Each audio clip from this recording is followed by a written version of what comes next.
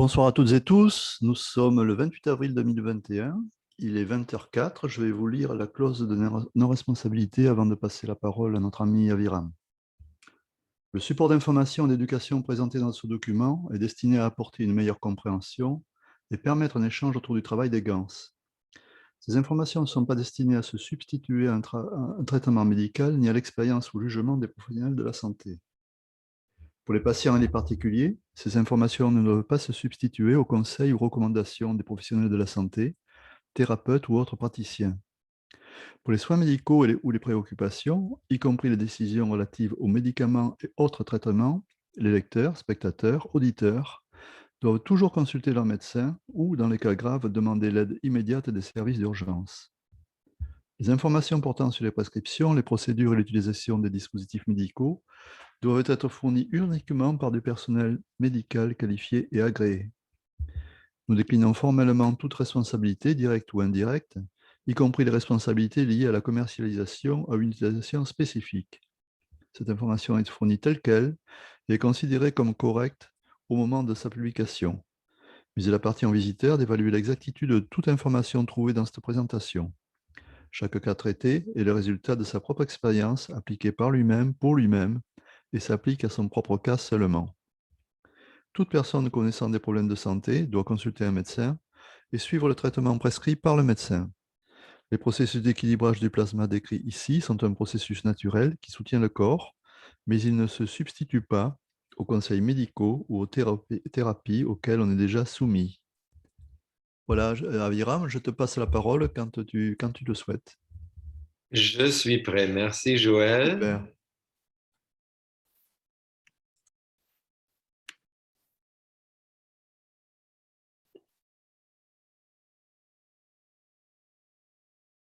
Voilà. Vous m'entendez bien et vous voyez mon écran?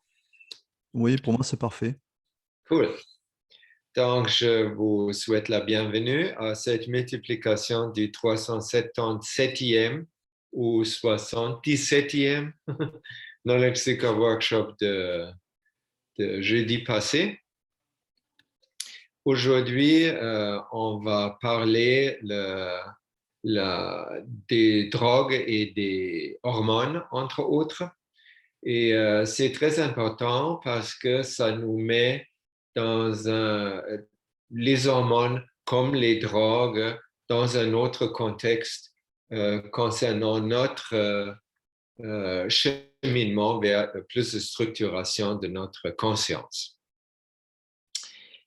Voilà. Donc là, on a juste une seule super bonne nouvelle. Notre ami Joël va donner demain soir la 6e version de son cours pour débutants de la science du plasma qui va s'occuper des star formations, les formations d'étoiles. Donc, c'est dans le même Zoom room que maintenant, une journée plus tard. Ensuite, avec un saut dans le plat principal, on va avoir deux parties de cette multiplication.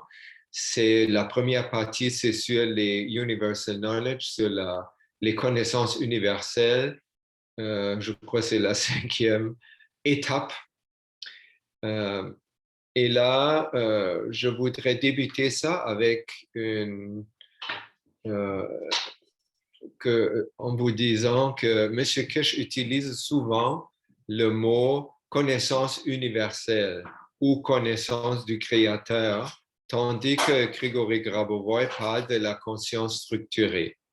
Tous les deux ne parlent pas des choses différentes, seulement ils font référence à deux aspects du même phénomène, deux aspects différents du même phénomène. C'est-à-dire, quand on parle des connaissances universelles, c'est le contenu, peut-être à la limite, Grigory Grabovoi va appeler ça la lumière informationnelle qui se dégage et qui lie tous les éléments de l'univers et qui peut être reçu et compris par nous. Quand Grégory Grabovoy parle de la conscience structurée, c'est plutôt le système d'exploitation, si on veut, qui fait référence, donc la conscience structurée. Et qu'on a des connaissances universelles, on a aussi des connaissances qui proviennent du plan physique. Comme on a une conscience structurée, on a aussi une conscience moins structurée ou peu structurée. Ça correspond sur le niveau de notre mental. On a appris que la conscience, c'est comme le logiciel d'exploitation de notre mental pour percevoir et interagir et interférer avec le monde extérieur et intérieur. Et si on base sa vie sur, ou on part pour avoir nos perceptions et nos interactions par la partie non structurée, le monde qu'on suit, c'est plutôt un monde infernal, tandis que quand on parle de la partie structurée, c'est un monde plutôt paradisiaque. De l'autre côté, si je fais référence aux connaissances, les connaissances universelles vont nous permettre une ouverture vers une réalité à la norme, c'est-à-dire le paradis, et au même temps des connaissances du plan matériel, c'est-à-dire des connaissances liées à des croyances collectives, bâtissent plutôt un monde qui n'est pas à la norme. Ça, c'est un peu montré sur cette image-là. Vous voyez la moitié du monde est infernal et l'autre moitié, elle est le paradis. On pourrait dire que si notre perception est une d'un monde pas à la norme ou à la norme, ça reflète notre proximité à notre propre âme et en même temps notre proximité au Créateur. C'est-à-dire, si nous vivons des moments où nous percevons notre monde, le monde autour de nous, en étant à la norme, c'est-à-dire parfait, harmonieux, etc., c'est un signe que dans ce moment même, nous sommes très proches de notre âme. Tandis que dans le cas de l'inverse, si nous voyons des choses que nous n'aimons pas, qui nous dérangent même, à ce moment, on peut en déduire que nous sommes loin de notre âme. Quand on parle d'être proche ou loin de l'âme, on peut dire que on pourrait penser que l'âme elle pourrait s'éloigner de nous ou nous pouvons nous éloigner de l'âme. Des deux façons, la distance serait créée.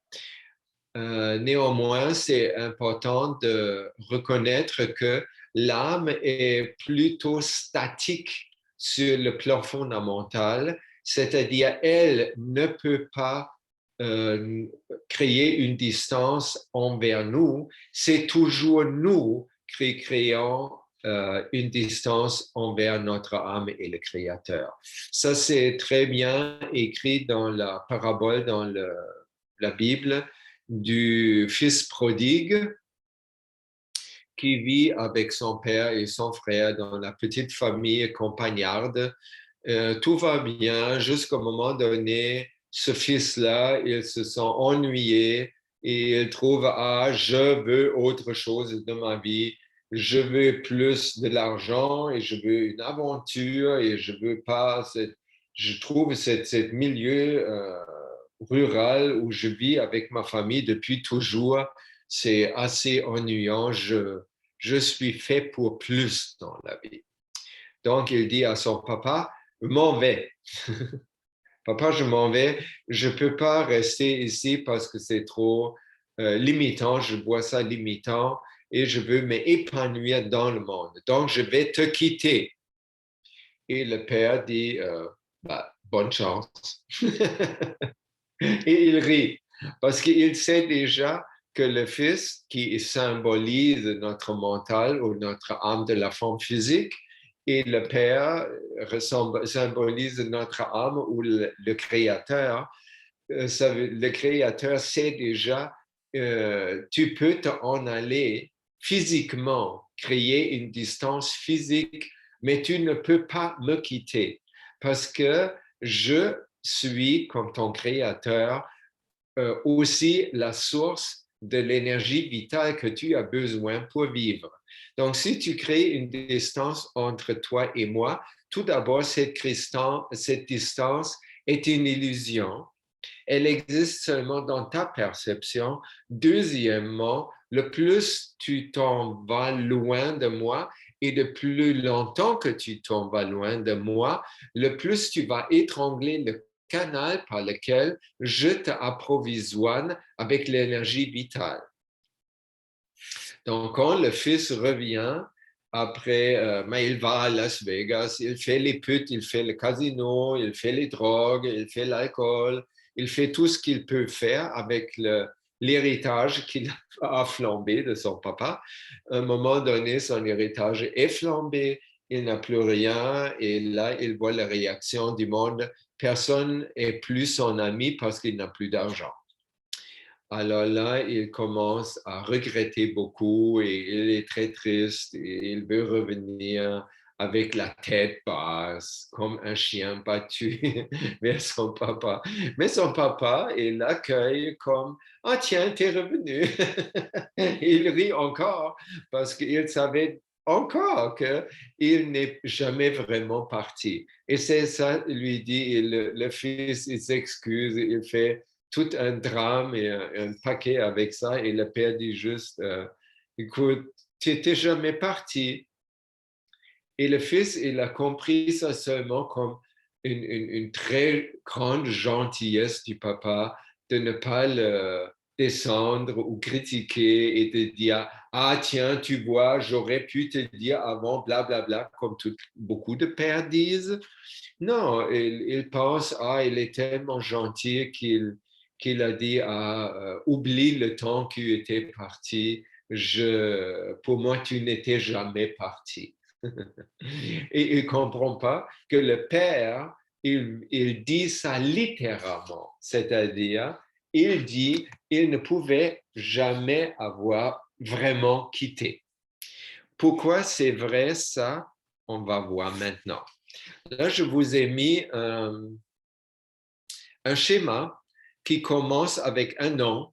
Et ça, le nom, c'est un nom qu'on exprime envers notre âme ou le Créateur. Et la flèche nous montre déjà qu'un nom persistant va nous amener à la séparation du corps physique de l'âme, donc à la mort physique. Voilà le symbole. Et toutes les étapes, on va montrer deux aspects du même processus. L'aspect vu de par nous, admettons, de la partie du mental ou de la conscience non structurée, c'est en rouge et ça dit toujours la même chose. Nous n'écoutons pas l'âme. Et ça commence avec ça. On n'écoute pas l'âme pour une seule raison, je crois, que j'ai découvert jusque maintenant. La seule raison pour ne pas écouter l'âme, c'est on a des intérêts qui diffèrent de l'âme. L'âme veut toujours le salut global, mais moi, je veux ça maintenant. Je veux mon intérêt particulier. Alors, à ce moment-là, on n'écoute plus les conseils et les souhaits de l'âme.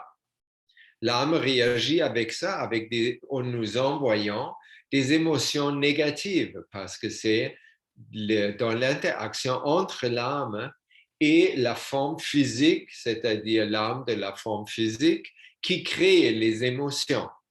Et là, on sait, c'est notre GPS, donc les émotions négatives qui sont plus localisables vers le niveau matériel et on a des émotions plus positives qui sont plus localisées vers l'âme. Donc, sur cette pont-là d'émotions, on peut exactement voir notre position, vérifier notre position. Si j'ai des sentiments excellents, si je me sens heureux, bien et en béatitude, je suis très proche de mon âme et mon âme, soi-disant par ses émotions, me tape sur les épaules et dit « Très bien fait, mon gars ». Si, de l'autre côté, je me perçois des émotions ou des sentiments négatifs, c'est signe que l'âme me dit « Mon gars, tu es sur la mauvaise track, change de direction ». Qu'est-ce qu'on fait? On n'écoute pas l'âme. À ce moment-là, l'âme doit comme renforcer ses arguments ou hausser la voix. Et elle va ajouter à des sentiments et des émotions négatives des symptômes physiques sporadiques, c'est-à-dire des douleurs, des malaises, des petits accidents, etc. À ce moment-là, c'est aussi pour nous bloquer le chemin, parce qu'elle nous parle toujours en métaphore, en nous disant qu'est-ce que nous on fait déjà. Hein? Je vous ai expliqué ça, je me rends ça plus clair toujours avec le psychosomatique le côté psychosomatique de arthrose. Si j'ai arthrose dans les mains, mon âme veut me dire comment tu mets les mains à la pâte, comment tu t'impliques physiquement dans le monde extérieur, comment tu t'impliques dans la vie, te fait mal et me fait mal. Pour te montrer ça, je te donne mal en utilisant tes mains. Comme ça, c'est très facile à comprendre pourtant. Et elle ne veut pas dire va-t'en prendre, va à la pharmacie et achète-toi des anti-inflammatoires. Si je fais ça, je peux peut-être pour un moment calmer les symptômes et éviter que je regarde la chose où mon âme veut pointer mon nez justement dessus. Et j'évite la possibilité de l'apprendre, de corriger mon chemin et de ne plus avoir aucun symptôme d'arthrose. Mais je préfère de n'écouter encore pas. À ce moment, les symptômes sporadiques deviennent des symptômes chroniques. Cancer, arthrose avec arthrite rhumatique, toutes les maladies qui peuvent être chroniques. Et en même temps, vous pouvez observer ça, les gens qui souffrent des maladies chroniques pour longtemps, leur taux d'énergie n'est pas élevé. C'est-à-dire, à part qu'ils peuvent plus sauter, mais ils ne sautent pas d'énergie comme un enfant. Ils ont de moins en moins d'énergie parce que comme le papa, le Dieu, a dit avant à l'âme de la forme physique, si de plus que tu t'éloignes de moi, le plus c'est comme il y a un lien entre toi et moi qui est comme un tube en caoutchouc. Si le plus que tu t'éloignes, tu étires le tube et le diamètre devient plus petit.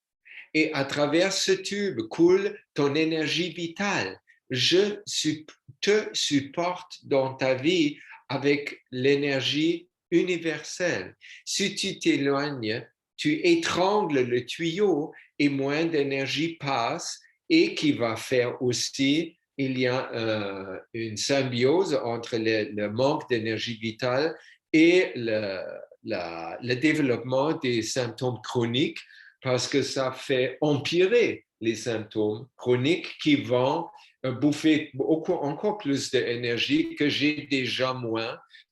Donc, à la fin du compte, j'accélère le manque d'énergie vitale, même au-delà du rétrécissement du tuyau. Et je dis encore, mais non, je vois pas qu'est-ce qu'il y a, qu'est-ce que je fais de pas bon, je souffre de ça, je sais pas pourquoi j'ai ça. Et ça devient de pire en pire, et à un moment donné, l'âme et le mental, l'âme de la forme physique, vont trouver un accord que maintenant, c'est le temps de séparer la forme physique et l'âme. Et ça s'appelle la mort du corps. Donc, ça veut dire que notre mort existe comme pas de la part de l'âme. L'âme ne voit pas la mort, elle ne connaît pas la mort. Elle connaît juste la vie éternelle parce que la mort n'est pas à la norme, la vie éternelle est. C'est juste notre genre de libre arbitre qui peut mal comprendre parce qu'il n'habite pas dans la bonne maison qui est la conscience structurée, mais il vit dans une cabane délabridée qui est la conscience collective, les croyances de la conscience collective non structurée. Donc, lui, il va croire, mais oui, on tombe malade, et il n'y a personne qui va être en santé toute sa vie, c'est impossible, faux. Et avec ça, parce qu'on tombe malade, on vieillit aussi, faux. Et parce qu'on tombe malade et on vieillit, ça devient de pire en pire et on se incline de plus en plus vers la terre jusqu'à ce qu'on glisse dans son tombeau. C'est naturel. Faux. Et là, la Fondation Keshe nous a offert un nouveau, on pourrait dire gadget. C'est un peu aussi un gadget. Pourquoi? Vous allez comprendre plus tard. La photo à gauche en haut, vous voyez le système d'amélioration visuelle. Ça s'inscrit dans la séquence des systèmes d'amélioration universelle qui fut inventé au début pour traiter les infections de corona et autres maladies chroniques. Et là, on sait qu'est-ce que c'est une maladie chronique. Ça veut dire des éloignements chroniques de moi vers moi. Hein? Alors, cet système d'amélioration visuelle qui est très petit, c'est comme des lunettes de ski avec une banderole derrière la tête qu'on ne la perd pas et qu'on peut aussi la porter dans la nuit pendant qu'on dort. Elle coûte quelques 400 quelques euros et vous signez avec, quand vous l'achetez, un papier qui signifie que vous prenez ça à votre risque et vous allez, c'est expérimental ce système d'amélioration visuelle, et vous allez l'utiliser et envoyer les témoignages à la Fondation Keshe pour qu'elle puisse récolter des témoignages qui prouvent la validité de ce système-là. Qu'est-ce que ce système fait? Une image que M. Keshe utilise souvent, je crois, il ne boit pas beaucoup de café, il boit plutôt du thé. Parce que son exemple, c'est toujours cette unité d'amélioration, elle va faire que vous allez vous fondre comme un morceau de sucre dans une tasse de thé chaude. Là, on va penser qui, moi. C'est qui va se fondre là. Et c'est très clair, vu ce qu'on a parlé dans les premières minutes de cette multiplication, c'est le mental et plus précisément la conscience non structurée et plus encore précisément le libre arbitre. Le libre arbitre va se dissoudre dans le plus grand. Le plus grand, c'est l'âme. Donc, il peut se dissoudre dans l'âme, ça veut dire il déménage de la cabane délabridée de la conscience non structurée vers le palais ou le chalet bord de la mer de la conscience structurée. Ce que j'ai trouvé par tous les exemples et les indices que M. Kesh a donnés, comment les lunettes fonctionnent, peut-être vous connaissez ça, ça s'appelle Samadhi Tank. C'est comme une cuve de Samadhi. Elle était inventée, je crois, dans les années 70-80. Et j'ai fait, quand j'étais encore moins longtemps très jeune, j'ai expérimenté ça. Et je dois vous dire, j'ai beaucoup aimé ça. Comme vous voyez sur l'image, c'est comme une coquille, c'est comme une baignoire qui est plus grand que nous. Et elle contient de l'eau très salée, ou plus que dans la mer morte. C'est-à-dire, l'eau est tellement salée que notre corps peut flotter dans cette eau sans que nous avons besoin de faire des mouvements. Ça, c'est déjà super de fun de se mettre dans ce bain et on descend pas au fond. On juste flotte à la surface, à moitié corps, et l'eau est aussi chauffée à, je crois que c'est 39 degrés, un peu plus chaud que la température de notre corps normal, qui fait que nous nous sentons très cozy, très à l'aise dans ce milieu-là. Après, la coquille va, personnel, quelqu'un, il arrive, il va fermer la coquille. On a l'option, à l'époque, on avait l'option d'écouter une musique sphérique ou son choix, ou pas de musique du tout. Quand on peut aussi avoir la lumière ou pas, selon le degré de si la personne est peureuse ou pas. J'étais pas vraiment peureuse, donc j'ai dit pas de musique et pas de lumière. Donc, elle a fermé le couvercle. Et ton corps, imagine, tu flottes dans une substance qui est la température du corps. Ça, c'est comme la matrice de la maman. Après ça, tu touches à rien. C'est mieux que la matrice de la maman. Ça ne comprend pas parce que la baignoire est plus grande que nous, c'est-à-dire on ne touche nulle part. Aucune partie de notre corps touche à autre chose.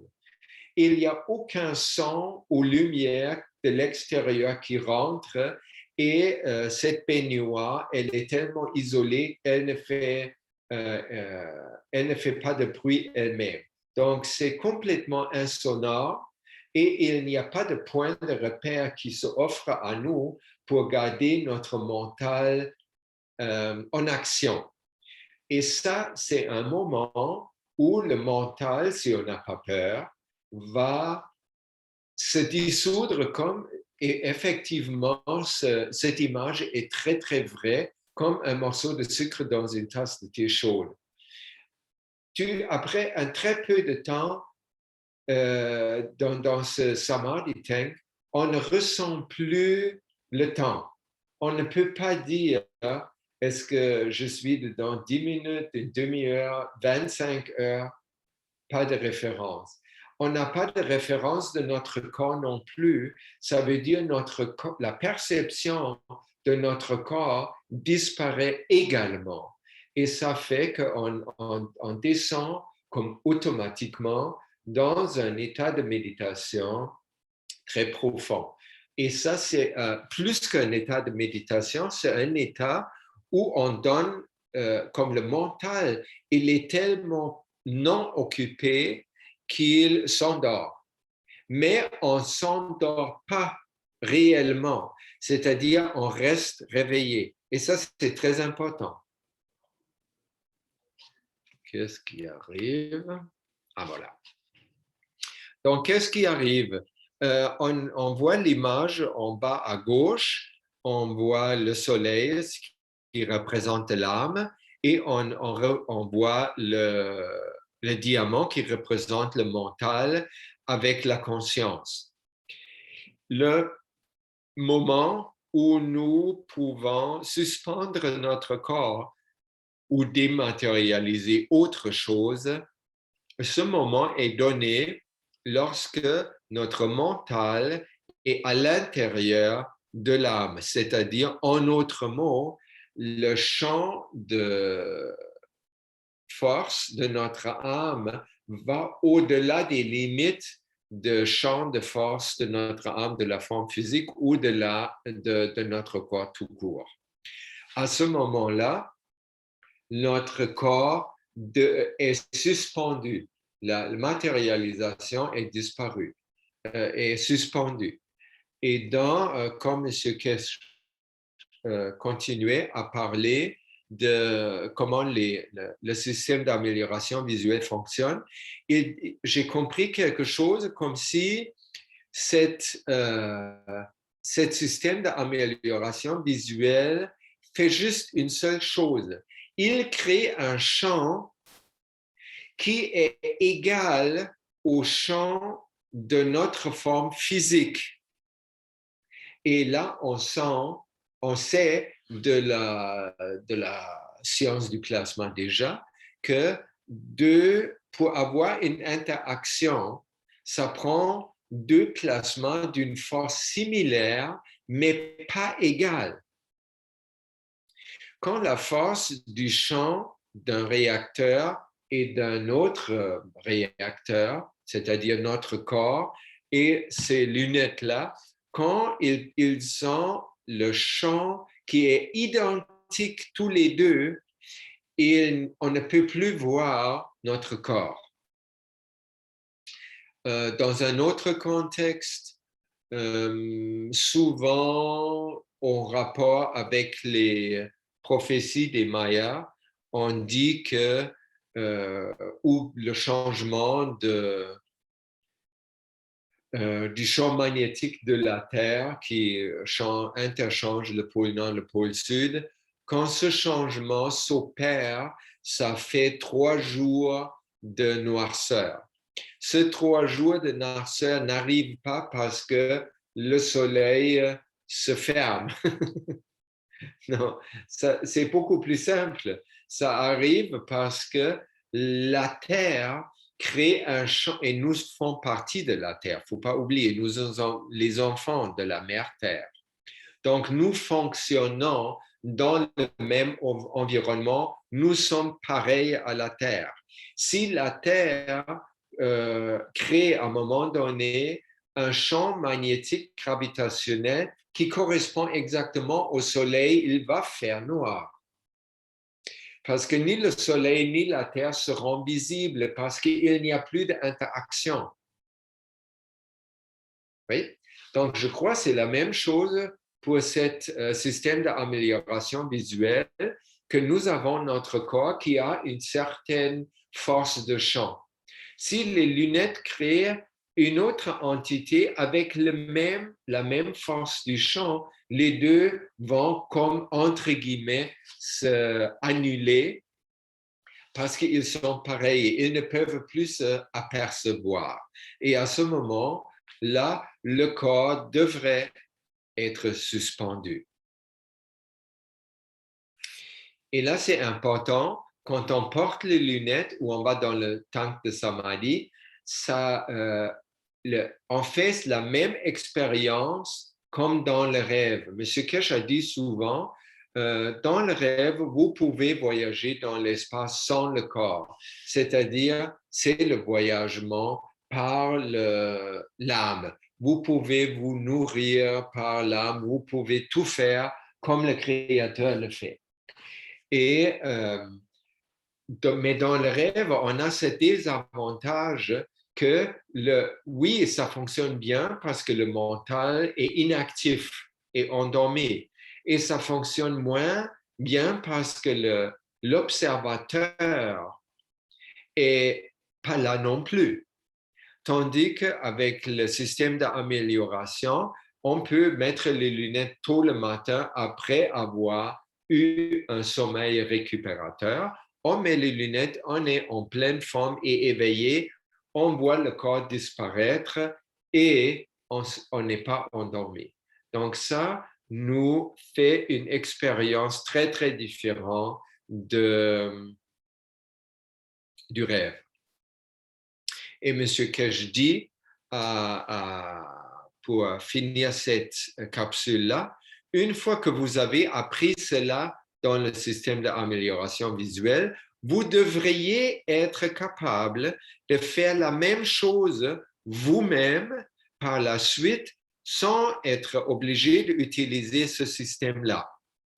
Parce que vous apprendrez comment permettre à votre âme de s'étendre au-delà de votre forme physique. Et vous savez, se étendre de l'âme, c'est vu de l'angle de l'âme. Vu de l'angle de l'âme, de la forme physique, elle se rétrécit. Elle, son champ devient comme presque non existant parce que c'est complètement plus perceptible. Et à ce moment-là, ça devient tellement petit et petit et petit que par conséquence, relativement, le champ de l'âme qui reste égal s'étend bien au-delà de nos limites de la forme physique. Ça va? Ah oui, après, il a parlé des drogues et des hormones. Il a déjà commencé la dernière fois de parler de ça en nous disant que les hormones sont des acides aminés, de toute évidence, qui sont beaucoup plus élevés, c'est-à-dire d'une force plasmique beaucoup plus élevée que les autres acides aminés qui constituent les organes, le sang, etc. Et là, il a fait jeudi passé le parallèle entre les hormones et les drogues. Et en fait, j'ai trouvé deux photos, une femme qui est une bonne consommatrice de drogue. Et quand vous voyez, entre 29 et 39 ans, son physionomie à 39 ans, tout d'abord, elle n'a pas l'air très heureuse à 29 déjà. Très important à remarquer. Parce que c'est ça la raison pourquoi on prend des drogues. Et on n'est pas heureuse, elle ne savait pas que ses sentiments sont son GPS. Elle pensait, ça m'arrive. Je souffre des émotions négatives. Elle n'a pas compris que c'est elle qui crée finalement ou est responsable de la création des émotions négatives. Mais en tout cas, donc elle prend des drogues parce que qu'est-ce qu'ils font les drogues? Les drogues la font sentir différemment. Les drogues, comme l'alcool, qu'est-ce que ça fait? Ça fait que notre ego devient supportable pour nous. Hein? Ça veut dire, dans la vie de tous les jours, j'ai bien la misère de couler avec l'existence, avec la vie. Je me sens tellement résistant, ou la vie me résiste tellement, c'est plutôt comme ça qu'on va le formuler, et je suis très malheureuse.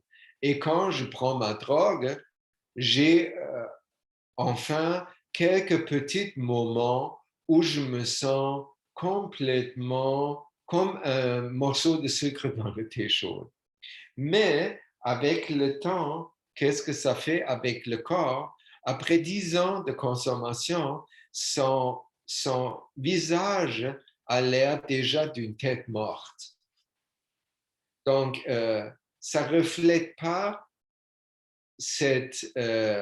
comme Aldous Huxley a nommé ça, les nouvelles portes de la perception, c'est plutôt une ouverture de seulement une porte vers la tombe ou du cercueil.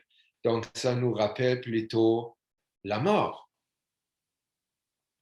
Et là, à côté, il y a un autre genre d'addiction. C'est un couple qui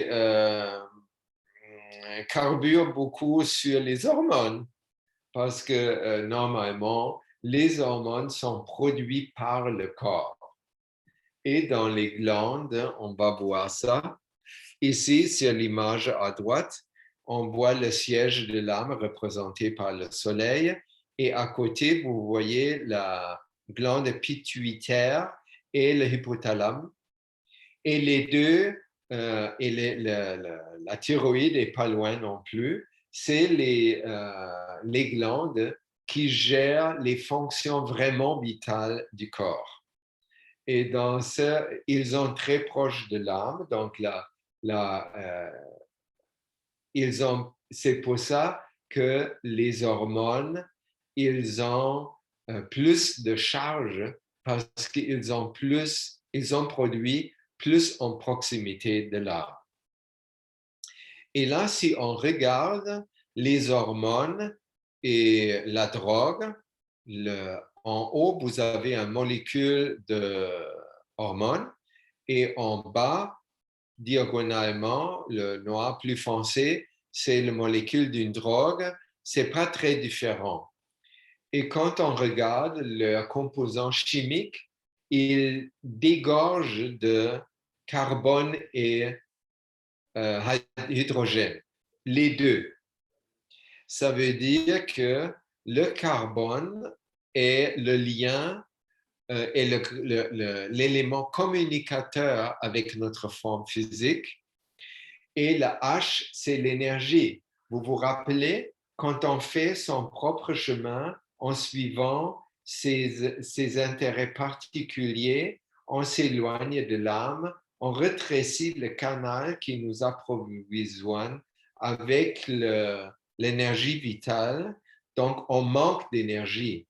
Et la drogue, elle communique avec le corps, c'est-à-dire elle va mettre son imagerie et ses sentiments et ses émotions sur le plan physique et en même temps, elle nous donne beaucoup d'énergie. Et c'est pour ça que par leur structure très similaire, les drogues, comment on appelle ça, de récréation, ça s'appelle comme ça, c'est complètement idiot. Une drogue de récréation, ça ne recrée pas, comme on a vu juste avant dans le diapo, ça nous met plutôt dans la tombe.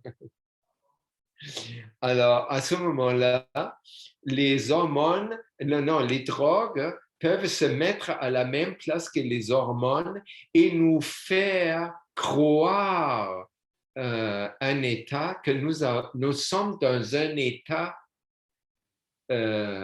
naturel de béatitude. Et nous sommes le sucre maintenant dissous dans l'eau. Quand on prend l'acide, une bonne acide ou la dope ou whatever, souvent on est dans un état. On est dans un état de béatitude, mais il n'est pas vrai. À l'époque, quand j'ai fumé hashish et marijuana et tout ça, et pris de l'acide, j'étais déjà artiste. Donc, j'ai fait des peintures, des dessins, des sculptures.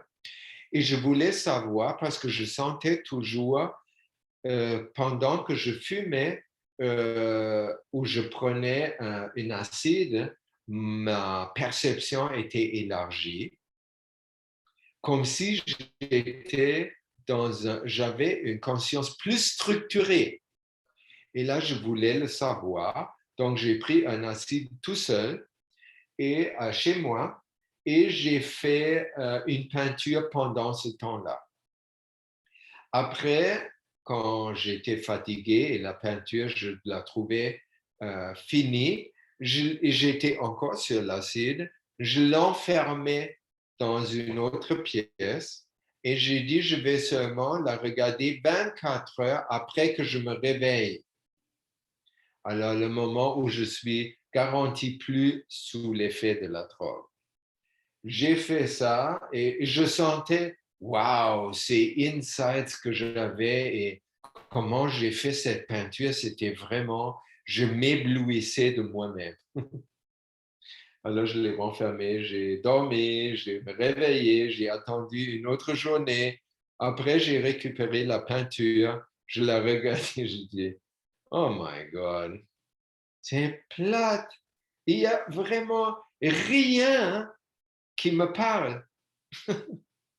Donc là, j'ai compris, c'est un mensonge. C'est pas vrai.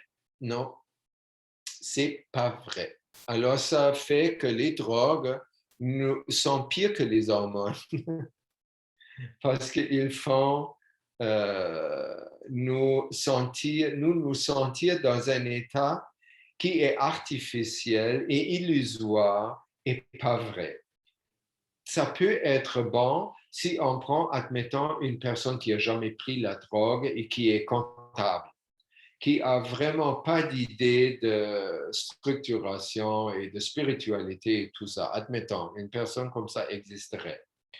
Ça serait une bonne idée pour cette personne de une fois fumer un bon joint ou de prendre l'ayahuasca ou autre chose pour voir un autre côté qu'elle ne pouvait pas concevoir avant. Et après ou pendant le trip, c'est une bonne idée de dire à cette personne-là, tu vois maintenant, ça c'est artificiel. C'est très bon, tu aimes ça et moi aussi, je t'aime quand tu aimes ça. Mais de l'autre côté, demain, tu vas tomber par rapport à ce high-là dans un low. Tu vas être un peu plus déprimé que normalement parce que tu vas voir la différence. Mais cette différence, comprends-la bien. C'est ton âme qui dit, « Hey, t'as vu? Moi, tu m'as vu? » Alors là, fais un effort, va faire les pratiques de Hélène Laporte et de Grigory Grabovoy, étudie comment ton âme et l'univers fonctionnent proposé par M. Kesh. Et de cette manière, tu peux arriver à la même place pour toujours, parce que c'est le pour toujours, pour l'éternité, que ça devient stable en toi. Maintenant, quand tu as pris une fois la drogue, c'est comme un glimpse. C'est comme une flamèche qui s'éteint tout de suite, il n'y a plus rien. Le noir est plus foncé qu'avant. Mais après, il y a des pratiques et tu peux écouter les multiplications du mercredi et les pratiquer pendant le reste de la semaine, évidemment, pour te rendre pas à pas dans un état où cette flamèche-là devient ta lumière éternelle. Et là, on a déjà mentionné les enseignements des messieurs Grabovoi et Kesh. Et on va parler d'une technologie évolutionnaire qui est la transmission directe d'informations. Sur l'image, vous voyez un clip art très contemporain, deux personnes qui font aussi une transmission directe d'informations. On voit le coronavirus et une fille tousse et l'autre fille reçoit le tout. Elle reçoit dans cette situation toutes sortes de paquets d'énergie et aussi 3 virus de corona. Alors, ça, c'est une transmission directe, c'est-à-dire sans intermédiaire. Mais on peut remplacer cette transmission directe sur le plan matériel par une transmission directe sur tous les autres niveaux, inclus le niveau fondamental. quand M. Kesh parle, et quand Grigory Grabovoy, je ne sais pas, il parle juste russe et je ne comprends pas, mais quand Hélène Laporte parle, il émet des enseignements qui proviennent du Créateur sur 3 niveaux simultanément. Un niveau à droite, c'est le niveau que nous connaissons tous, c'est le niveau du mental rationnel. On comprend les mots qu'ils disent, on comprend la mélodie, les émotions peut-être qui sont véhiculées avec ça aussi, mais on comprend surtout la signification des phrases que la personne dit. Ça, c'est, je dirais, le plus petit contenant ou véhicule de transmission d'informations. Au milieu, on a une image d'un iceberg, une montagne de glace. Ça représente les informations qui sont véhiculées par les mots, mais qui en sont implicites. Ça, c'est plutôt les émotions et les imageries et tout ça. Et implicite, vous voyez sur l'image si on compare le iceberg qui est par-dessus de l'eau à l'iceberg qui est en dessous de l'eau, la partie sous-marine, elle est beaucoup plus importante que la partie rationnelle évidente, déjà plus grand. La troisième transmission, c'est la transmission directe. Pourquoi elle s'appelle directe? Est-ce qu'elle est plus directe que les mots? Oui. Est-ce qu'elle est plus directe que les implicites?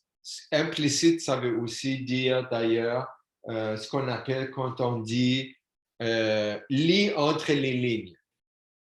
Ça fait référence à toutes les informations qui sont implicites mais non verbalisée expressément. La transmission directe, pourquoi elle est directe? Parce qu'elle provient du Créateur, c'est-à-dire elle vient du plan fondamental et elle reste sur le plan fondamental. Nous, par notre âme, avons accès au plan fondamental. Si vous faites les pratiques de Hélène Laporte, vous savez de quoi je parle. Et je ne peux pas l'expliquer, ou je ne veux même pas l'expliquer, parce que c'est vraiment important de faire ces expériences-là dans les pratiques pour structurer notre mental. Hein? Alors, dans cette situation-là, c'est notre âme qui reçoit le plein d'informations transmis par les messagers, M. Kesh, Grégory, Hélène, et du Créateur, en provenance du Créateur, directement. Et ça ne peut pas être plus direct si on se rappelle que notre âme est l'âme du Créateur. C'est un aspect de l'âme du Créateur, si on veut. Donc, il n'y a pas d'espace entre les deux. Pour ça, il n'y a plus direct que ça. Alors, la transmission directe des informations se fait quand on s'occupe des enseignements de M. Kesh ou de Grabovoy ou d'autres. S'en occuper dans ce sens, ça peut être apprendre, ou ça peut être diffusé, ou ça peut être juste contempler, qui est une façon d'apprendre. Et là, pour comprendre un effet non soupçonné de la transmission directe d'informations, il faut un peu regarder comment la réalité se crée. Pourquoi? Parce que si on apprend ou diffuse ou multiplie les enseignements, on pourrait dire les vrais enseignements en provenance du Créateur.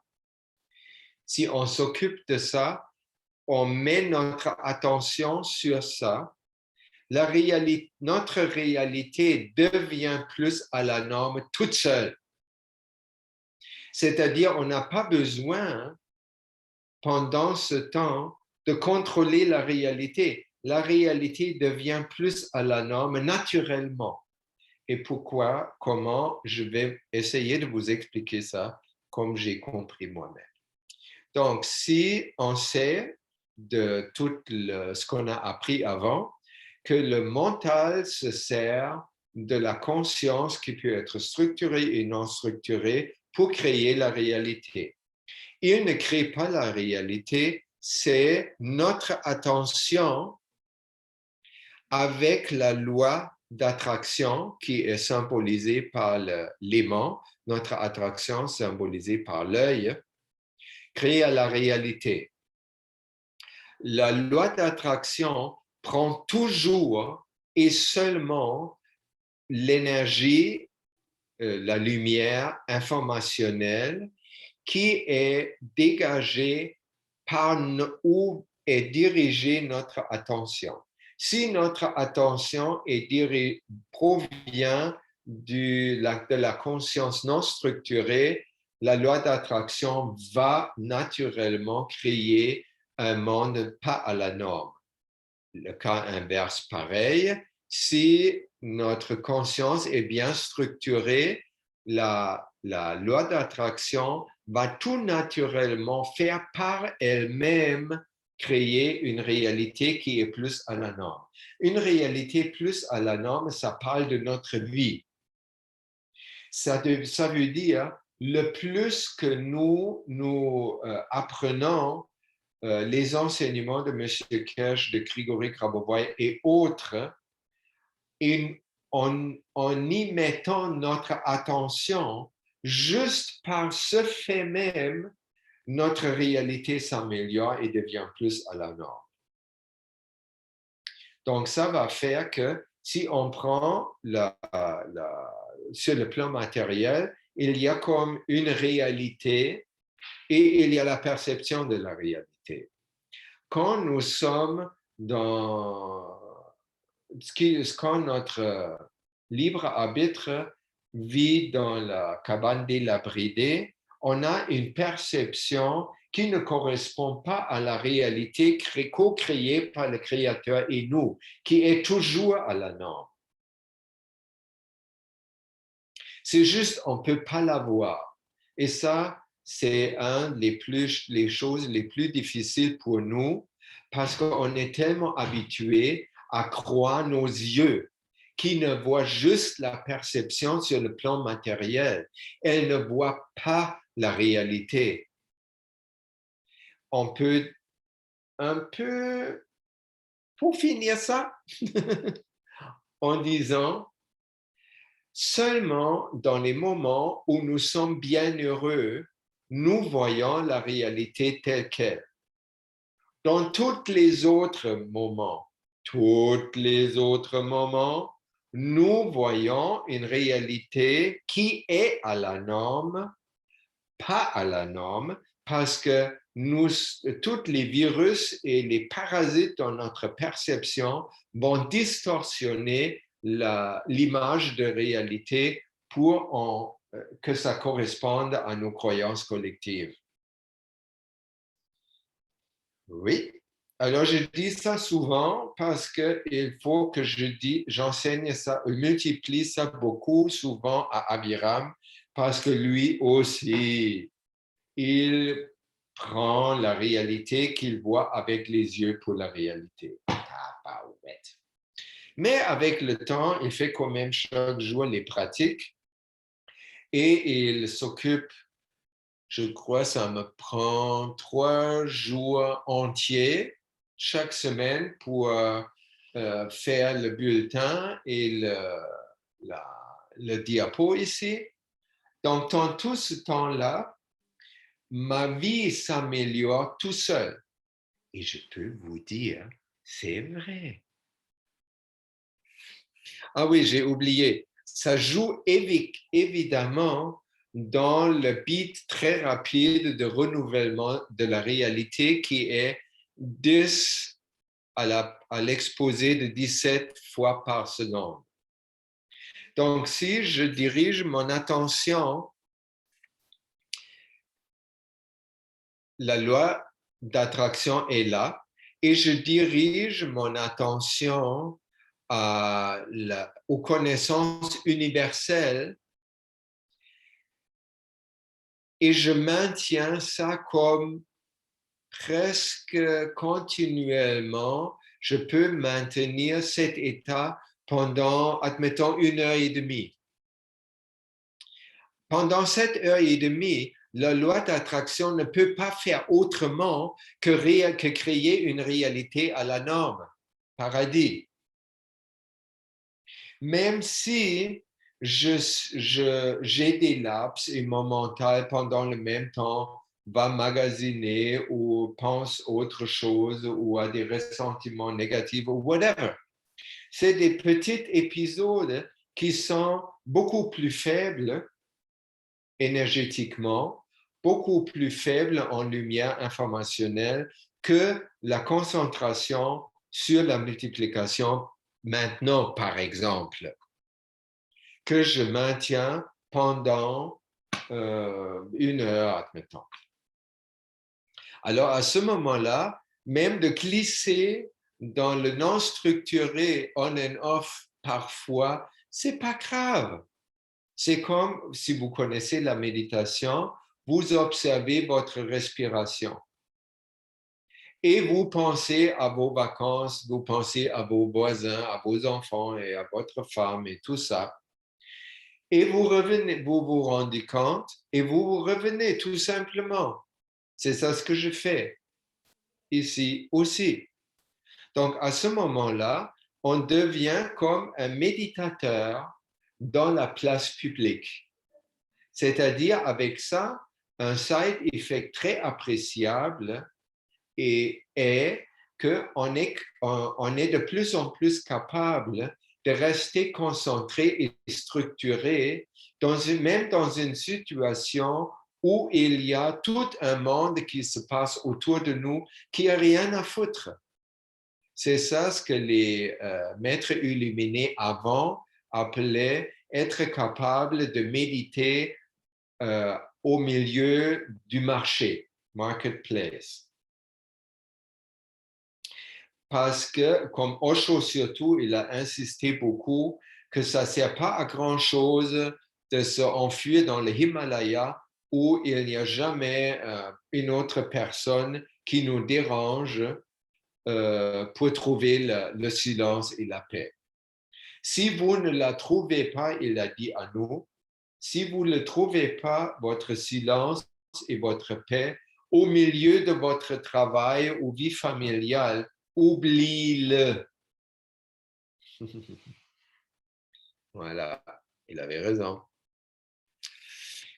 Alors, quand on s'occupe des connaissances universelles, et ça, Grigory Grabovoi explique ça plus, notre pensée, elle devient rayonnement lumineuse, c'est-à-dire biosignal, c'est-à-dire très puissant, beaucoup plus puissant. Et quand on se rappelle, quand M. Kesh parle d'un effet lumineux, il parle de la sphère de transition. Donc, vous vous rappelez, dernièrement, il a parlé de la fission plasmique de neutrons en protons et électrons. Et il a dit, l'électron apparaît avant de devenir électron matériel. Et cet électron-là passe par une phase lumineuse, un rayon de lumière. Et il a expliqué, c'est ça, la phase de transition entre le principal et la matière. Donc, quand on élève, quand on s'occupe des enseignements de M. Kesh et de Grigory et autres, on élève nos pensées, des pensées quotidiennes sans énergie vraiment, a des rayonnements lumineux. Donc, ces rayons lumineux, pour répéter, ils se font quand on reflète ou on se concentre sur ces enseignements-là. Et c'est quand on augmente ces rayons lumineux, le contrôle de la réalité, comme j'ai déjà dit, se fait tout seul. C'est le lien entre notre conscience structurée qui se met dans où est dirigée notre attention, qui est utilisée par la loi d'attraction pour en faire la réalité qui est notre environnement. Donc, c'est le contrôle de la réalité automatique. Et ça veut aussi, la réalité, c'est pas seulement la réalité extérieure, c'est aussi la réalité comme l'état de notre conscience individuelle, si on veut dire. Elle se structure plus et parce que nous faisons partie de la conscience collective, elle aussi, la conscience collective, va se structurer plus au détriment des croyances non constructives. Alors, au même moment que ça nous donne un contrôle de réalité automatique, ça nous donne aussi un apprentissage parce qu'on comprend mieux comment notre âme fonctionne, comment la conscience, comment le mental, comment le corps, comment tout fonctionne. On comprend mieux l'univers et l'âme et le créateur. Et c'est parce que c'est des connaissances universelles qui proviennent de la source de tout, le créateur, en s'occupant de ces enseignements, c'est aussi au même temps un rapprochement à l'âme. Et parce qu'on contrôle la réalité, on ne contrôle pas seulement la réalité extérieure, mais on contrôle aussi la réalité intérieure. Ça veut dire notre santé en général va en profiter. Pas seulement notre santé particulière, mais la santé de tous les humains, les animaux, les plantes et tout. L'univers pluriel. Et tout ça nous amène à la vie éternelle dans le corps physique. Oui. Il y a, je ne sais pas si M. Kesh a dit ça expressis verbis, mais à l'époque, il parlait beaucoup de musique et il disait que la musique est très proche de l'âme. Et là, de toute évidence, maintenant, on va parler de la musique live, la musique fabriquée par des musiciens. Et là, je vais vous raconter, quand on était au Panama, on a assisté à une prestation d'un orchestre des étudiants de la faculté de la musique de l'université de Panama City. On ne pouvait pas rester. C'était trop horrible. Pourquoi? Parce qu'ils jouaient juste les notes.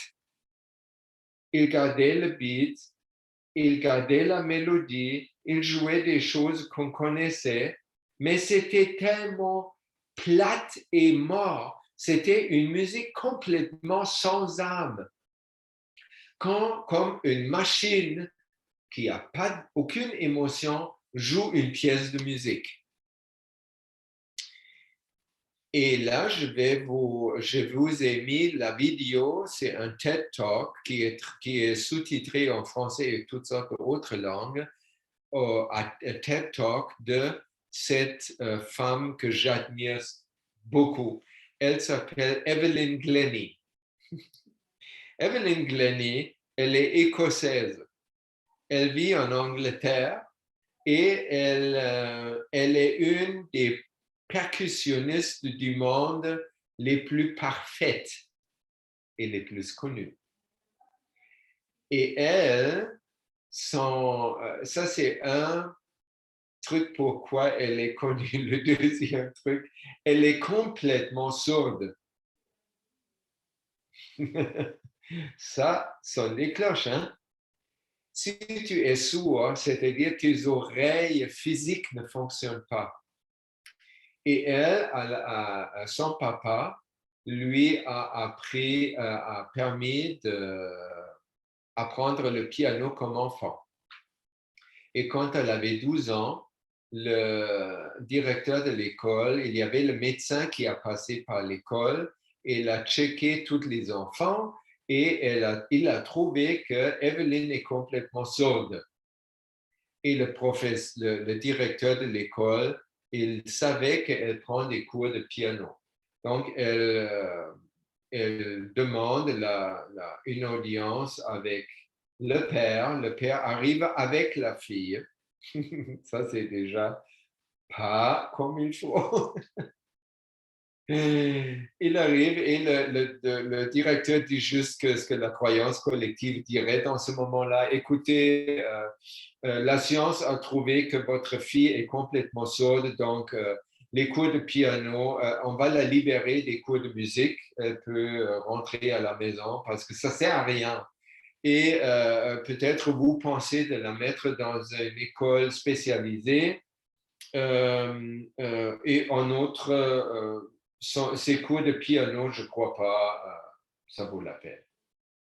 Le père sautait de la chaise et disait « Absolument pas, monsieur. » Et il a regardé sa fille, il a presque pleuré. Comment un professeur peut dire ça en présence d'un enfant? C'est complètement. Et après, elle n'a pas seulement continué ses cours de musique, elle a continué, elle voulait étudier la musique au conservatoire à Londres. Et elle était refusée. Et elle est revenue. Elle a dit, je fais objection à ce refus.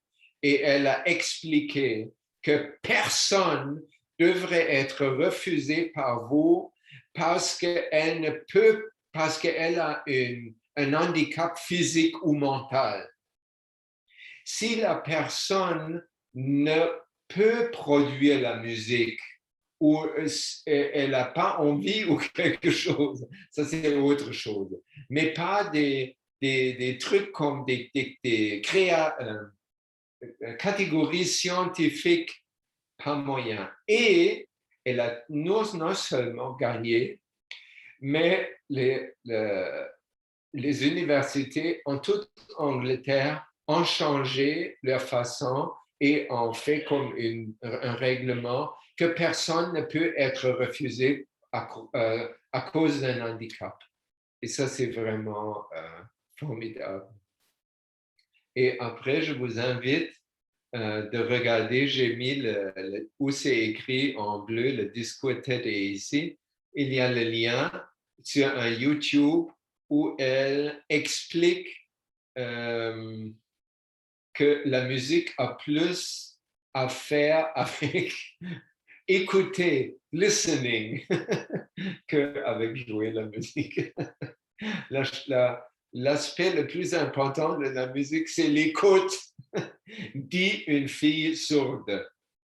Et elle va vous montrer comment elle joue le snare, drum, elle va aussi jouer marimba et tout ça. Et elle va vous montrer des subtilités qui vous dépassent, que vous n'êtes pas sourd. Alors, cette Evelyn, elle dit, mais je ne vais vous pas prendre ce qu'elle dit, là. Je vais vous donner tout le plaisir pour après. Mais elle explique très clairement comment une musique doit être lié à l'âme parce que c'est quand on écoute une prestation de musique, par exemple la 9e de Beethoven, dans un endroit où la musique peut s'épanouir physiquement et aussi, comment on appelle ça, jouer ou créer, recréer, multiplier par un orchestre et une chorale qui sont vraiment vivants. C'est absolument élevant, c'est épanouissant. Et cet épanouissement, c'est le rapprochement à l'âme. Donc, c'est l'âme à l'âme qui écoute avant nos oreilles et tout le reste de notre corps et notre mental, la pièce de la musique. Mais comme je dis, Evelyn Glennie, elle est beaucoup plus capable de vous expliquer ça que moi. Ensuite, dans la même présentation de Hélène, dont j'ai pris cette technologie évolutionnaire qui s'appelle la transmission directe d'informations, ça donne aussi une séquence numérique pour les personnes réalisées, ça s'appelle. C'est comme les gens que vous voyez là, tous les êtres illuminés. Donc, c'est une séquence numérique qui aide à nous réaliser, c'est-à-dire à structurer notre conscience finalement.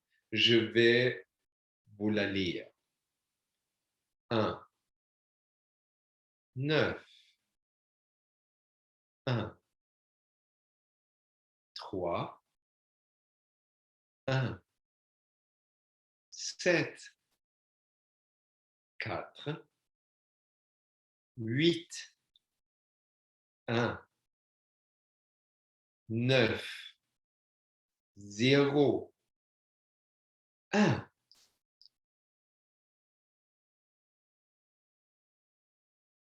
J'ai oublié avant, Joël m'a dit que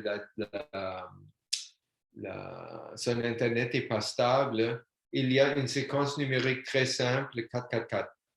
444 pour mettre à la norme tous les appareils plus ou moins mécaniques, appareils disons. Donc, si vous avez des problèmes d'Internet ou de réception ou de diffusion électromécanique, on peut dire, c'est bon de faire ce numéro 4, 4, 4. Et peut-être avec le numéro, la séquence numérique sur le tout va bien, 9, 1, 8, 1, 9, 7, 1, 8, 5. Quand, moi, je fais toujours les deux. Je fais les 4, 4, 4. Et la séquence pour tout va bien, ça veut dire, ah, mon petit appareil, tout va bien. Je vais finir avec une citation un peu plus longue de Grigori. Le monde peut être considéré comme une structure qui peut être modifiée par la perception. Ça veut dire le monde, comment nous le percevons à l'heure actuelle avec notre conscience mélangée et perception. C'est la voie du contrôle créatif de la réalité. Si le monde n'était pas modifiable par la perception, le contrôle créatif ou le contrôle de la réalité ferait aucun sens. Selon la matière dont elle est assimilée, la connaissance multidimensionnelle peut être absorbée à différents niveaux. Comme M. Kesh dit, selon l'intelligence de celui qui reçoit.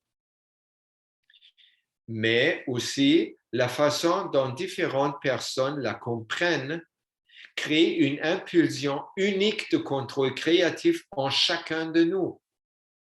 Ça veut dire la normalisation ou le contrôle de la réalité de Joël, de Sylviane, de Catherine, de Jean-Sébastien ou d'Abiram ne sont pas les mêmes. Tout d'abord, peut-être on ne va pas prendre à part de normaliser la situation du monde actuel. Ça va être plutôt pareil pour tout le monde. Mais dans tous les jours, on va déjà trouver des choses chacun va trouver ses choses à normaliser. Et même si on trouve la situation, on prend la situation mondiale actuelle, Corona genre, Covid, il faut dire, même à ça, qu'est-ce que nous et comment on va la normaliser, c'est très individuel à nous. Ça nous donne notre touche personnelle et ça fait que cette réalité à la norme qui se crée de cette façon va encore être plus magnifique.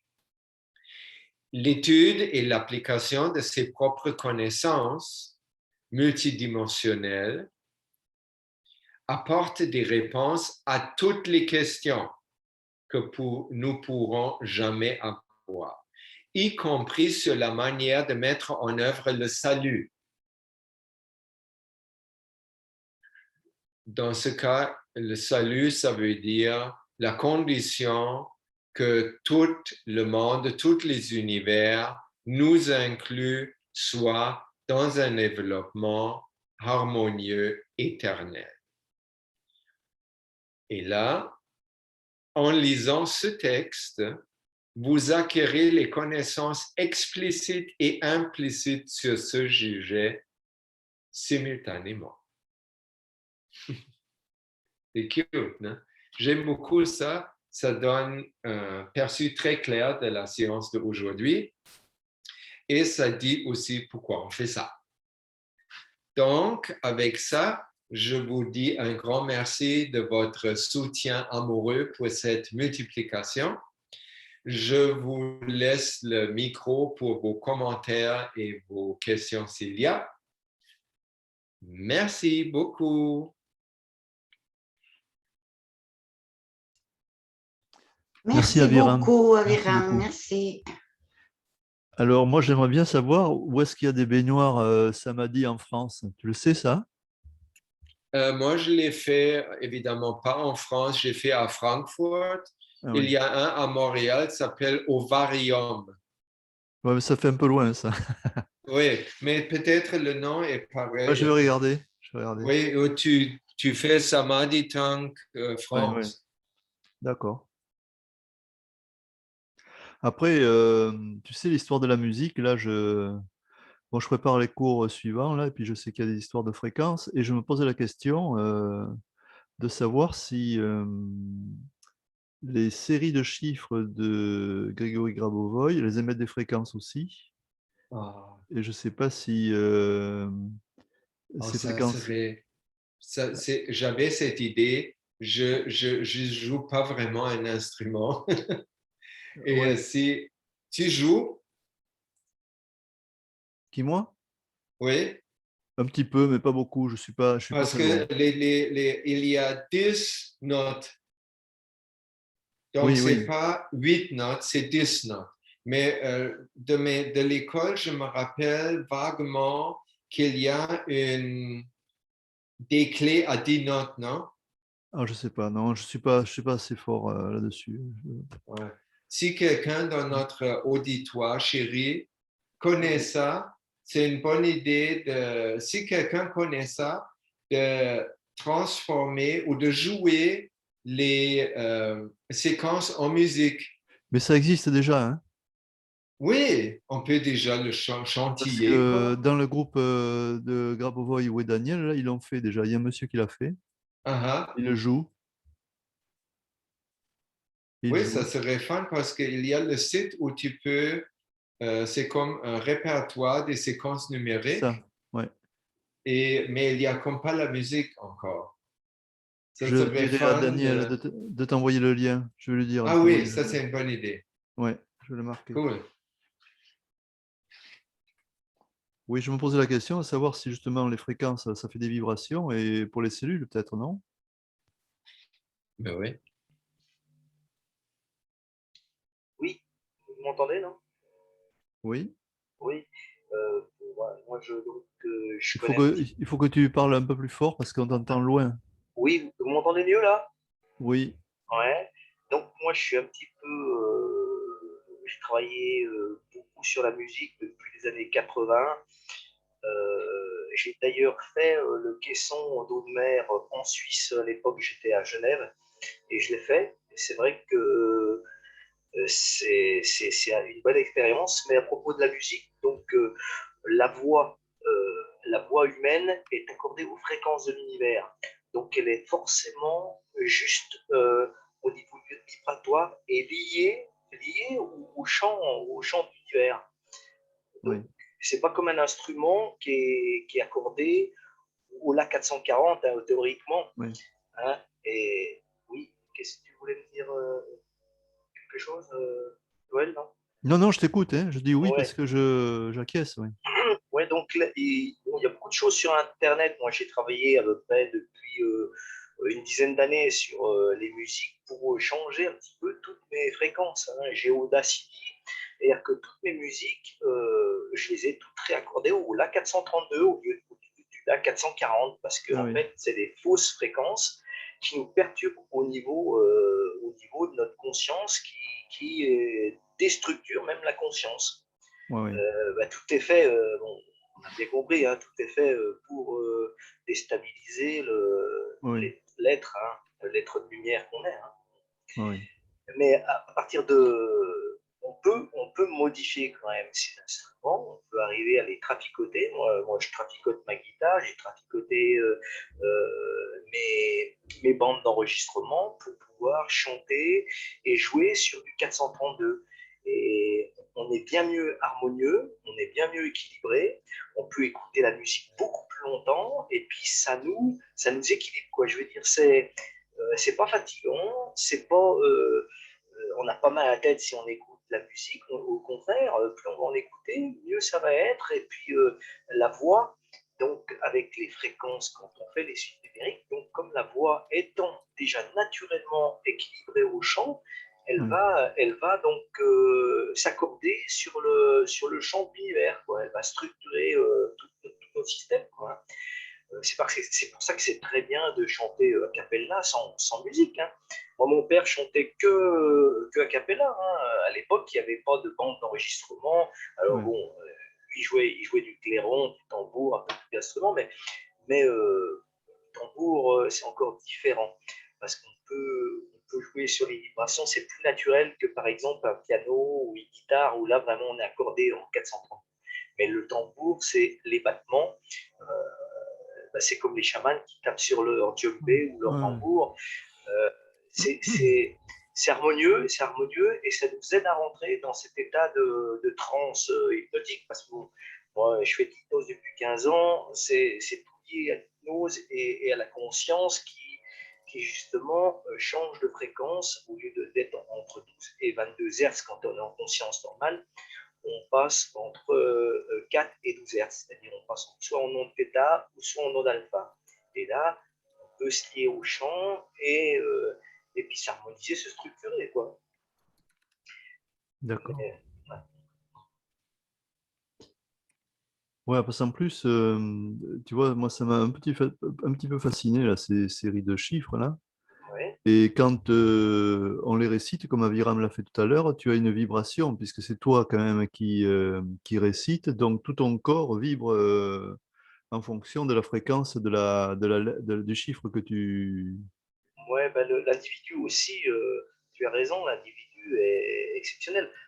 Aviram, il a une émotion quand il Oui, parle oui, et quand il dit des chiffres, quand il parle, on sent oui, bien, je veux dire, on sent bien une personne qui a de l'émotion, puis une personne qui récite son texte comme oui, il parlait des musiciens là, du conservatoire, ça n'a rien à voir avec un musicien qui a appris lui-même autodidacte. Moi, j'ai appris un petit peu aussi moi-même avec mon père qui m'a un petit peu structuré au départ, mais après, il faut laisser le libre arbitre, le libre champ à l'individu, quoi, et la création. Ben oui. Par contre, bon, contrairement, j'ai pas touché, j'ai pas touché à aucune drogue, même dans le sport. Bon, j'ai fait du sport aussi à haut niveau, mais j'ai pas touché. Et c'est vrai que j'ai eu des comptes rendus de copains qui ont essayé des amphétamines et tout ça, des corticoïdes. Bon, bien maintenant, ils ont changé complètement de corps, ils ont vieilli 2 fois plus vite que moi. Le visage est complètement vieilli. Et puis, Ah oui. c'est pareil que le visage, quoi. Je veux dire, leur conscience n'est pas structurée, quoi, aussi. Donc, c'est vrai, le fait d'être dans la spiritualité, de se relier ensemble, comme ce soir. Moi, je fais ça depuis à peu près 15 ans. Hein. J'ai cherché quand même 10 ans ce que c'était que la méditation. Et quand j'ai trouvé, eh ben, je ne peux plus m'en séparer parce que ça m'apporte tous les jours, en se reliant ensemble comme ça m'apporte tous les jours. Je vois Catherine, je vois Myram, je te vois, je vois Jean-Sébastien, mais je vous vois même quand je ne vois pas la photo, je vous vois quand même dans la journée, je vous vois, quoi. Hein, c'est pas rare que je vous vois dans la journée, quoi, hein, parce qu'on est liés, et Ben oui. on est encore plus près les uns des autres par tout ça, par tout ce champ. Et puis, Merci pour ton témoignage, c'est super. ben, je vous remercie tous aussi. Vraiment, Merci. Comment on fait pour accorder une guitare en 432? Ben, non, c'est pas très difficile parce qu'en fait, Moi, j'ai la sitar et la guitare que j'aimerais faire comme ça. ouais. Alors, il y a des accordeurs électroniques, tu sais, maintenant. T'as pas Le diapason. le diapason avec les. Bon, avant, on soufflait. Il y a 30 ans, on soufflait dans un petit espèce de petit, comment on appelle ça, une petite harmonica. Il y avait 6 notes, hein, et puis on accordait notre guitare comme ça. Mais maintenant, on a des accordeurs électroniques, et puis quand tu es au milieu, tu es en 440. Et par contre, tu as quand même des barres dessous, et tu peux redescendre à 432. Voilà. Ouais. C'est pas énorme, hein. Et à l'oreille, tu le sens pas, hein. À l'oreille, tu l'entends pas, hein. Oui, je sais, j'ai été écouter des musiques en 432 sur YouTube. Ouais, ouais. Ouais, il y en a de plus en plus parce que bon, les gens comprennent et se structurent aussi de plus en plus. Donc, Ouais. ouais. Merci. Ben, c'est bon. Oui, je pense que la 440 ça a été fait juste après-guerre ou pendant la guerre, hein, je pense. Oui, c'est ça. Que ça a été accordé à ce moment-là. Hein. Oui, c'est exactement ça. Oui, c'est ça. Hein. C'est pour que notre âme soit pas bien. Voilà, voilà.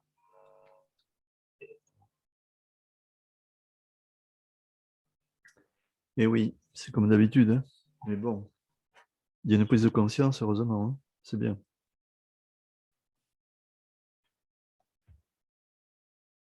Est-ce que vous avez des commentaires, d'autres commentaires? Mais c'est vrai que quand Aviram il parle, je me sens bien, moi. Oui, moi aussi. Il me met plein de joie, il me met, je sais pas comment. Ouais. C'est comme s'il me requinquait toute incroyable. la journée, j'étais pas bien. J'écoute Aviram, et puis c'est comme s'il me remontait, je sais pas comment. Oui.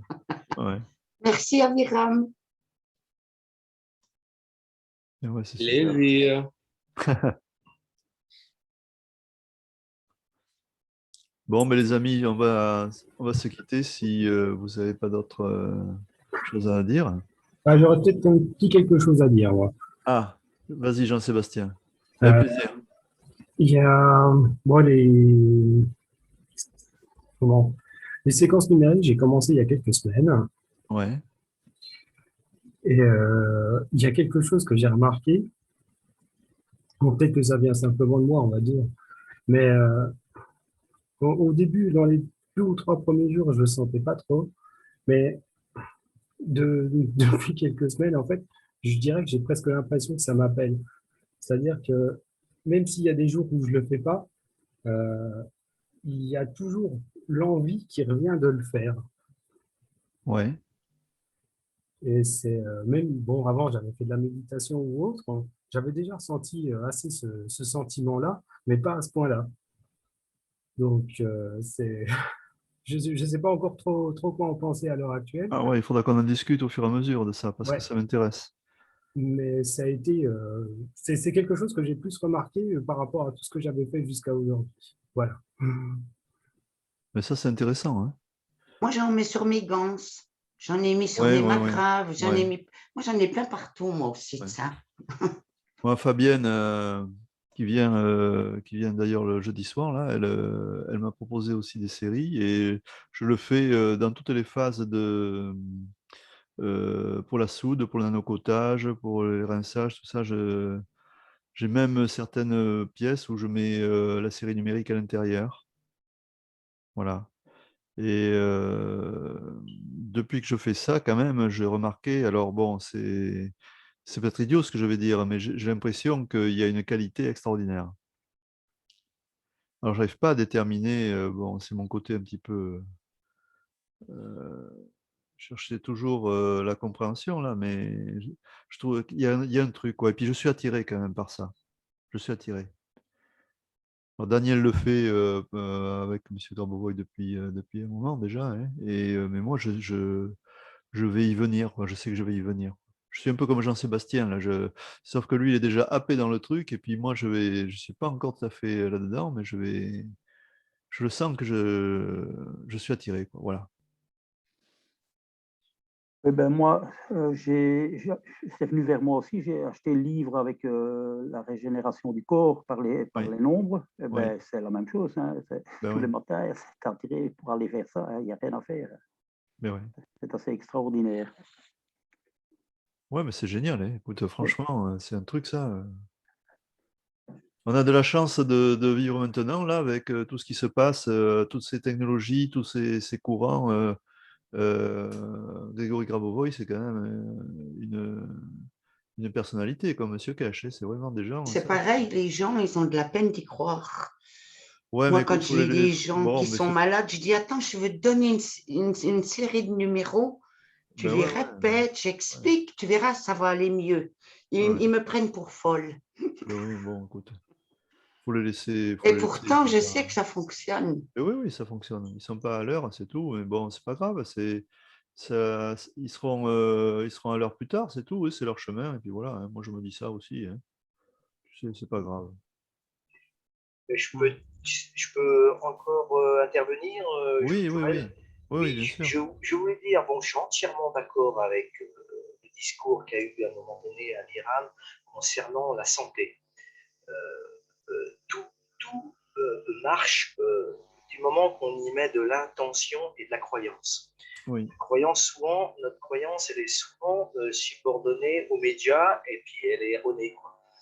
Mais quand on met de l'intention et cette croyance en plus, eh ben, ça marche. Moi, j'ai fait l'expérience dernièrement avec une cliente qui a 90 ans par rapport au corona. En fait, je lui ai donné du placebo. Hein, donc, le placebo, ça marche, c'est comme tout. Si on met l'intention, et Eh elle, oui. elle a mis l'intention parce qu'elle a une croyance dingue des techniques que j'ai.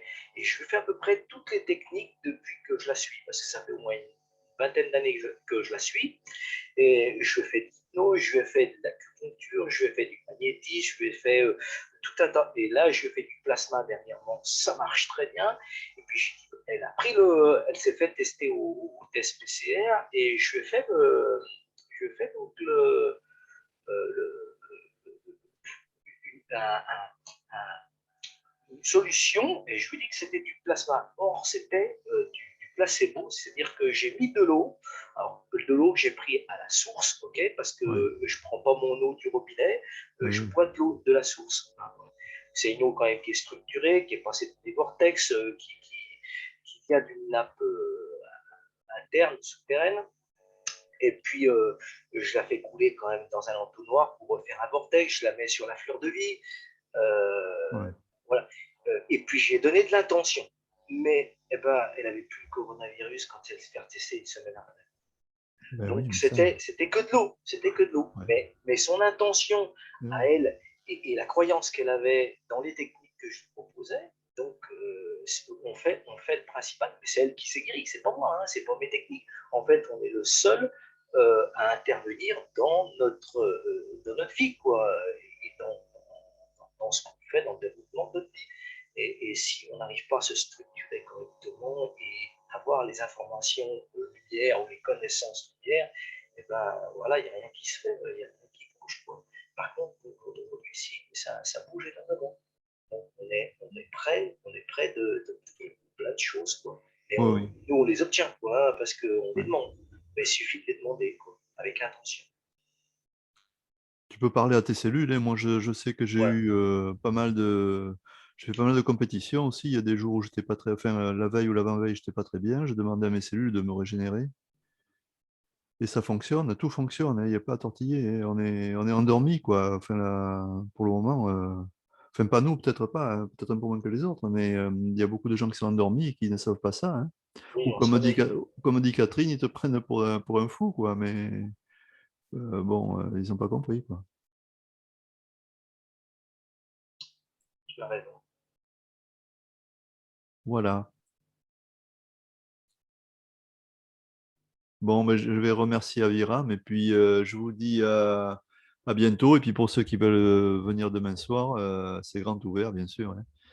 Voilà, je vous dis bonne soirée. Bonne Merci soirée, encore Joël. Aviram. Merci. Bonne soirée à Bonne tous. nuit. Super, c'était Et super. Merci, à merci, demain. Aviram. Merci beaucoup.